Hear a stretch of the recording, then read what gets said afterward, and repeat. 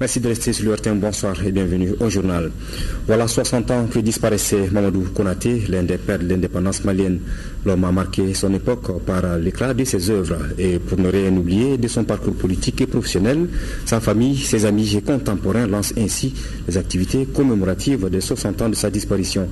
La cérémonie à l'école Mamadou Konaté de Bamako, placée sous la haute présidence du chef de l'État, a été marquée par plusieurs témoignages, un jeu concours et un vernissage photo. Le récit avec Alousseni Touré. L'histoire retiendra de Mamadou Konaté qu'il fut le premier Africain noir à être élu vice-président de l'Assemblée nationale française.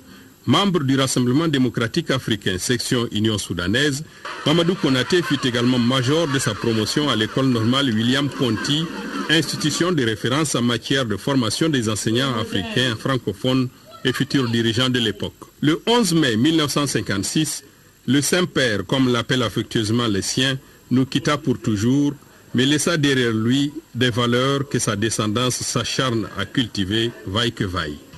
Durant toute la semaine, ensemble, nous rendrons un vibrant hommage à la gloire d'un homme dont le prestige, à jamais immortel, marque inexorablement l'histoire de notre pays, hier Soudan français, aujourd'hui République du Mali.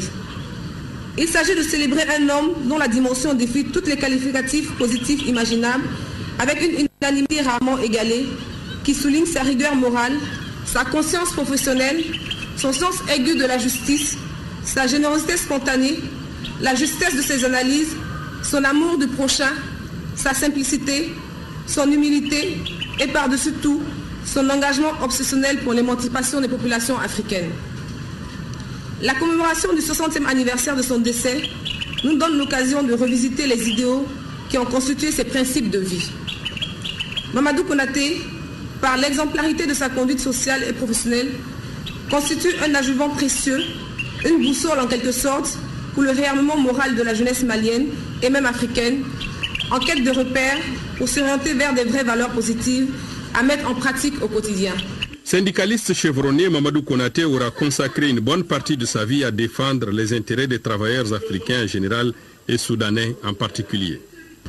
Rares sont les hommes au Soudan français devenu République du Mali, à son indépendance en 1960 et au-delà dans le monde, à avoir été autant adulé, glorifié que Mamadou Konaté à toutes les étapes de sa vie, une vie prodigieusement riche et remplie. Dès ses premiers pas à l'école coloniale, il se révéla doué pour les études. Tant et si bien que premier de sa classe, il eut le mérite d'être choisi pour intégrer la célèbre école normale William Ponty à l'île de Gorée, au large de Dakar. Prestigieuse école fédérale de l'Afrique occidentale française, AOF, d'où sont sortis plus de 2000 cadres, parmi lesquels des noms célèbres comme Félix Houphouët-Boigny, premier président de la République de Côte d'Ivoire, ami intime et compagnon de lutte de Mamadou Konaté, Modibo Keïta, premier président du Mali, qui fut son élève. Parmi ses qualités, on retiendra la rigueur, la bonté, la générosité, l'humilité. L'homme qui a côtoyé plusieurs leaders africains comme Félix Houphouët-Boigny ne verra pas, hélas, l'indépendance de son pays pour lequel il s'est battu toute sa vie durant. Moment de grande émotion, l'hommage du président de la République rendu à Mamadou Konaté. Ibrahim Boubacar Keïta a notamment salué un grand Malien dont la mort a ébranlé toute l'Afrique. Selon le chef de l'État, Mamadou Konaté était un exemple pour la jeunesse africaine qui devrait en toutes circonstances s'efforcer à mieux connaître et à imiter les hommes de sa dimension. Les propos du chef de l'État sont recueillis par Alousseni Touré. Tout homme est mortel, mais la mort des uns, disent nos amis chinois, a plus de poids que le mont Taïchan. Celle de ceux qui, au long de leur vie, se sont dépensés sans compter pour leurs semblables, pour la dignité, pour l'honneur. Celle des autres a moins de poids qu'une plume. Celle de ceux qui n'ont eu souci que de leur petite personne.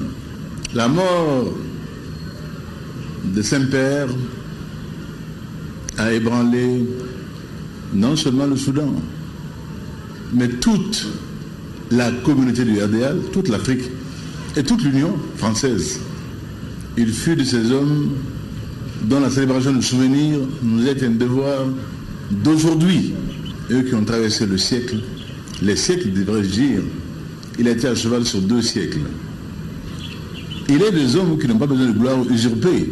En ces temps où on le voit facilement, ça et là, des hommes à la recherche de gloire imméritée. Il est bon que, jeunesse du Mali, tu saches quels furent ces hommes grâce auxquels aujourd'hui est. Quand je dis souvent, on me le reproche, Monsieur le Président, vous aimez dire avec panache, nous fûmes quand d'autres ne savaient pas. Là aussi, grâce au combat de Mamadou Konaté, de ses compagnons, nous fûmes présents dès l'abord en Afrique. Au jour où nous ouvrirons le panthéon du mérite, au frontisciple, nous mettrons avec plaisir, avec panache, avec amour et délectation aux grands hommes de la patrie reconnaissante. Il y figurera avec honneur et dignité Mamadou Tchiblimba Konaté.